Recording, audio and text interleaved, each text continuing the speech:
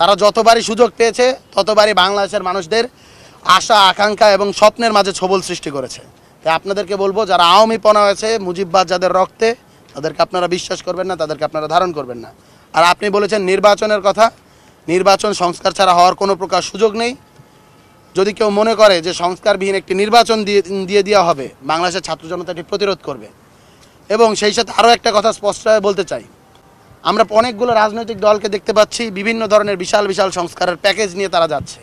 আমরা এটাও বলতে চাই, সংস্কার একটি চলমান প্রক্রিয়া, যেরকম সত্য সেইভাবে মৌলিক সংস্কার ব্যতীত আমাদের একটি নতুন করে সংসদে যাওয়া, নতুন করে একটি নির্বাচন হওয়ারও কোনো প্রকার সুযোগ নেই।